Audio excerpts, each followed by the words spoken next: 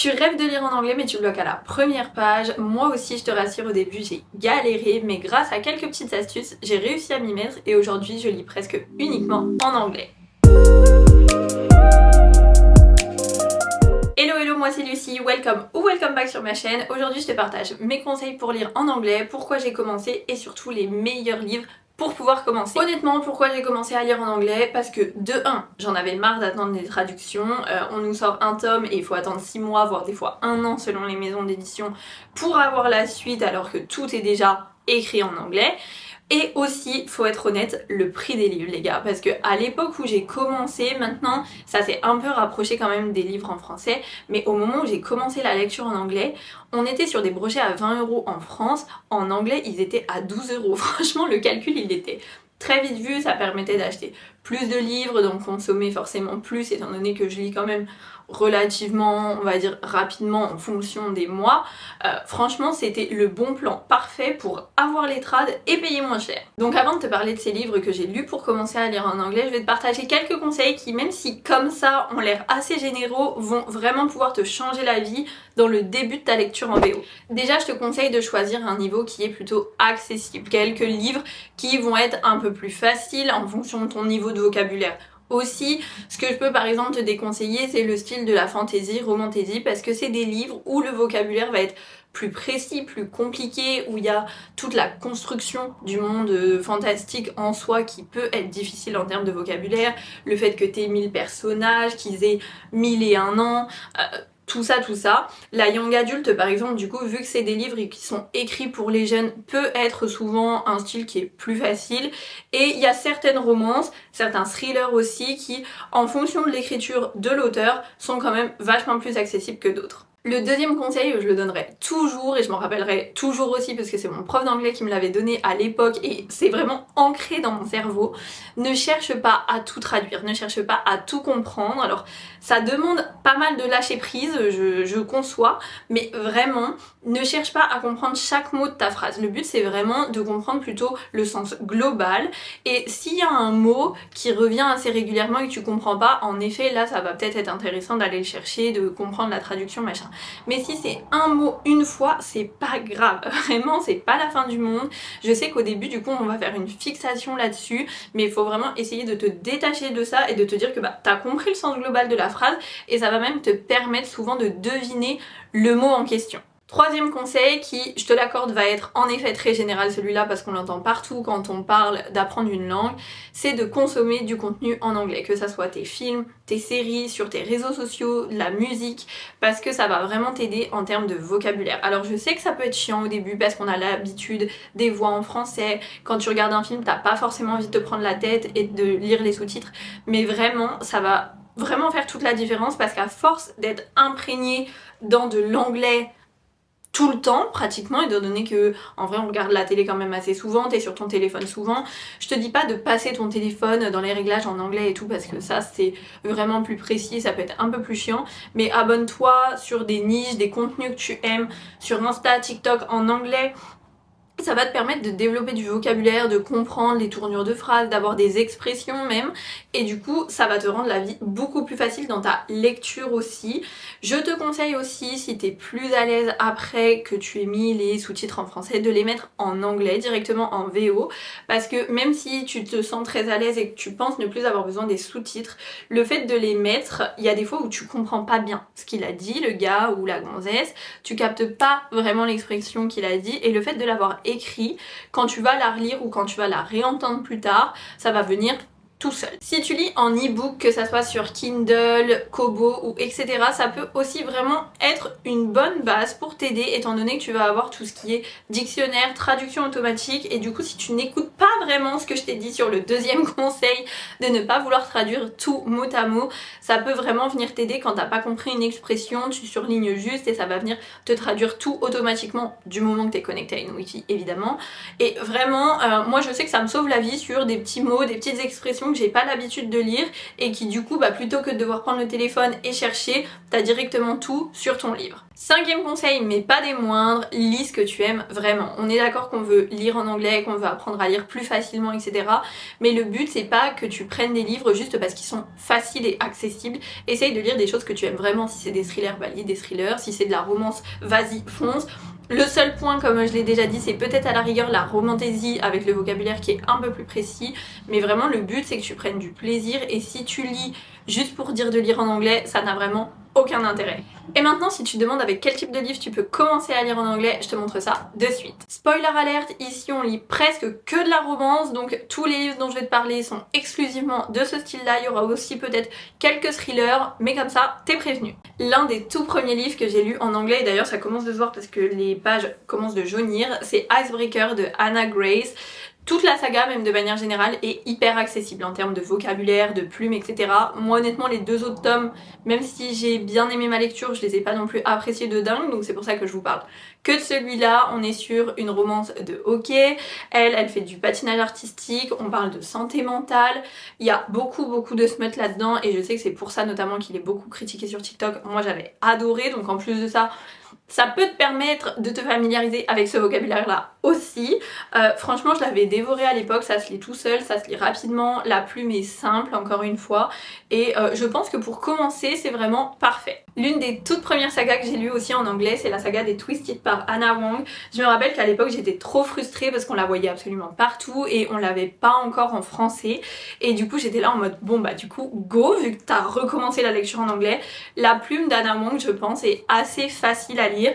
Il n'y a pas que cette saga là, du coup il y a sa toute première saga, même si pour l'instant j'ai lu que les 2 premiers tomes qui m'ont suffi les amis. Il y a la saga des King of Sin qu'on adore, qui vraiment pareil est assez accessible, je trouve, peut-être un peu plus travaillé que là, mais c'est un anglais qui se lit très vite. C'est des romances en plus qui marchent à mon sens toujours. C'est une des autrices qui pour moi est une autrice un peu réconfort, c'est-à-dire que tout ce qu'elle écrit, je peux le lire, je sais que en général j'apprécie, à part comme je vous dis les 2 premiers tomes de sa première saga, parce que premier livre tu commences sur leur rupture, ça m'a vaccinée. Mais sinon franchement ça se dévore tout seul. Il y a vraiment de quoi faire dans cette saga, parce que là on est sur un Morally Grey, lui il est obsédé par elle, il la stalk machin, c'est génial. C'est le dernier tome, évidemment j'ai pris la saga dans le mauvais sens. Enemies to Lovers, tu peux te dire que les réflexions, les petits pics et tout ça dans Enemies to Lovers, tu vas pas tout avoir directement. Moi j'ai trouvé que c'était assez simple en termes encore une fois de vocabulaire, et encore une fois je l'ai dévoré. Je sais que pareil, Twisted Hate n'est pas toujours très apprécié sur les réseaux sociaux. Moi j'avais bien aimé à l'époque, et franchement c'est hyper accessible. Twisted Game et Twisted Love, évidemment on les connaît. Franchement je pense que de manière générale la plume d'Hannah Wang, quand tu commences en anglais, est l'une des autrices que tu peux commencer assez rapidement au vu de son vocabulaire qu'elle emploie. Ensuite, une autrice que j'ai découvert cette année, Sarah Adams, avec sa saga When in Rome. Alors pour être honnête, j'ai lu que cette saga là d'elle, mais je trouve que franchement la plume est très facile, très accessible, le vocabulaire est simple, on est sur une small town romance, on est sur des romances encore une fois de base où tu peux y aller les yeux fermés, que ça soit pour débutants ou même intermédiaires. Franchement je pense que Sarah Adams c'est pareil, c'est une autrice vers laquelle vous pouvez vous tourner assez facilement et qui je pense ne vous décevra pas. Par contre attention, il n'y a pas de smut, à part peut-être dans le 3e tome de cette saga là, mais il n'y a pas beaucoup de smut dans ces livres. Une autrice qui maintenant est connue de tous et qu'on adore je pense pour la plupart, Lauren Asher avec la Dreamland Billionaire Series. Moi je sais qu'à l'époque je l'avais lu en français, Trahison, chez BMR, mais je sais surtout que sa plume est vraiment très accessible en anglais. J'ai lu tous ses autres livres en anglais littéralement. Le dernier en date c'était My December Darling, je l'ai dévoré, petite nouvelle de Noël, c'était très sympathique. Vraiment on est en plus là-dessus sur une romance de milliardaire, pour moi ça marchera toujours. Ce qui peut être à la rigueur un peu plus compliqué dans la plume de Lauren Asher, c'est tout ce qui est santé mentale, anxiété, notamment aussi peut-être dans celui-là Final Offer on parle d'alcoolisme, donc tout ce qui est le vocabulaire sur cure de désintox, l'addiction de manière générale. Mais sinon je pense que c'est pareil, Lauren Asher elle a plus rien à prouver à personne, elle a fait ses preuves depuis longtemps, elle est très appréciée du grand public.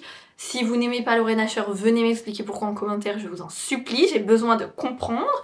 Mais sinon, franchement pareil, c'est une autrice qui est connue et reconnue et je pense que la plume est plus qu'appréciée et appréciable. On continue avec les autrices connues et reconnues de tous avec Elsie Silver, Flawless de la Chestnut Spring Series. Moi à l'époque je l'avais lu en français et je ne pouvais pas attendre la suite, donc j'ai acheté absolument toute la saga en anglais et franchement je ne regrette pas parce que ça m'a réconciliée à l'époque avec l'anglais, parce que entre les premiers tomes, les premiers livres dont je viens de vous parler et celui-là, j'avais fait un peu une petite pause sur l'anglais et franchement la plume d'Elsie Silver m'a vraiment réconciliée. Donc vous pouvez y aller les yeux fermés. Peut-être que la Chestnut Spring Series peut être un petit peu difficile sur tout ce qui est aspect cowboy et ranch, mais sinon franchement la Rose Hill Series par exemple, on est sur une small town romance. Tous les livres sont sur des single dad, vraiment c'est hyper simple, ça se dévore. Je pense que Elsie Silver encore une fois a plus que fait sa place. Toutes ces romances sont exceptionnelles. Là en plus sur Wild Love on est sur un petit billionnaires encore une fois. Vraiment, s'il y a un livre, une autrice je pense que je vous conseille et que vous devez lire pour recommencer ou commencer l'anglais, c'est Elsie Silver. Une autrice que j'ai découverte cette année et qui est très hype aussi, c'est Emily Henry. Moi j'ai découvert avec Funny Story. J'ai bien aimé, on est sur une petite rom-com très simple, très facile, très drôle aussi. Moi j'ai pas mal ri. Il y a aussi un gros point sur la santé mentale. Je me suis pris une grosse claque, j'étais en pleine insomnie, j'arrivais pas à m'endormir, j'ai lu son livre, je me suis retrouvée en larmes, j'étais pas du tout préparée à ça. Mais sinon, pareil, je pense que sa plume est très accessible, le vocabulaire aussi, l'histoire est du coup une petite rom-com, donc déjà l'histoire en elle-même est un peu simple, un peu facile à lire et je pense que du coup la plume s'y est vraiment très bien prêtée. Petit point sur un livre que je ne connais absolument pas et c'est l'une des rares fois je pense où vous me verrez vous conseiller un livre que je n'ai pas lu, Shatter Me. Je suis pas mal de filles qui lisent aussi en anglais et c'est l'un des livres qu'elles recommandent assez facilement pour la lecture en début en VO. Donc il me semble qu'on est sur de la young adulte, il y a toute une saga en plus, donc si vraiment vous accrochez avec l'univers et avec la plume, vous avez de quoi faire parce que je crois qu'il y a un nombre incalculable de tomes. Apparemment on est sur vraiment un monde, il me semble, de dystopie qui est très bien construit avec un vocabulaire assez simple. Donc encore une fois, comme je vous dis, si vous accrochez avec l'univers, vous allez pouvoir y aller très facilement. On continue avec de la romance cette fois-ci, les Windy City par Liz Tomford, qui est une saga juste folle. On est sur de la sport romance.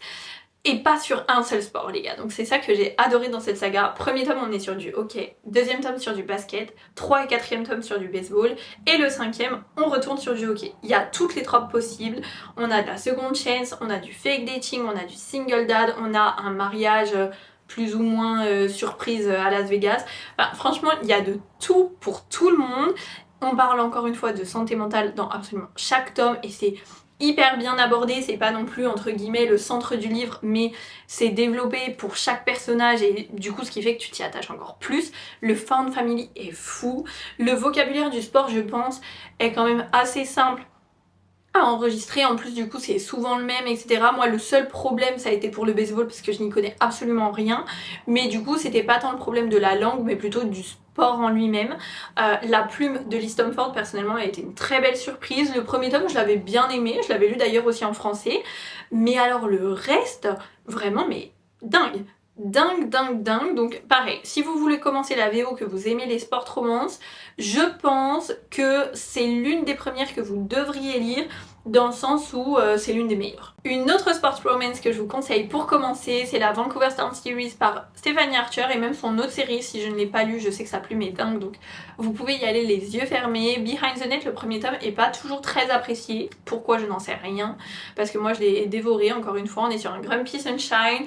Le found family de toute la saga est fou, il y a des tropes à chaque fois différentes, on est sur des stand-alone interconnectés. Le dernier tome sorti c'était Marriage of Convenience les amis, c'était fou. Franchement voilà, rien à dire de plus à part que la plume est dingue et que je ne peux que vous le conseiller pour commencer. Une autrice qui ne fait pas que des convaincus, je vous l'accorde, c'est Penelope Douglas avec tous ces sujets un peu tabous, etc. qu'elle peut aborder dans les livres. Et celui que je vous conseillerais du coup, c'est Birthday Girl. On est sur le père de son ex, je vous l'accorde, et il y a un age gap qui est assez important.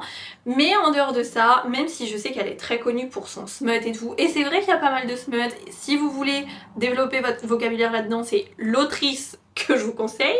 Mais sinon, il y a aussi des messages un peu cachés, des leçons de vie dans ces livres qui sont vraiment très intéressantes, je pense, si on va chercher plus loin que juste la façade du livre très spicy. Et franchement, Birthday Girl, c'est un livre que moi j'avais beaucoup aimé à l'époque où je l'ai découvert et qui du coup m'a fait vouloir la découvrir elle d'autant plus, et j'ai enchaîné après avec Credence qui était vraiment génial. Et là, avec le temps qu'il fait et tout, des fois quand il pleut, j'ai très envie de le relire. Mais franchement, Birthday Girl, un très bon age gap, la plume en anglais est très sympa. Je peux aussi, encore une fois, que vous le conseiller.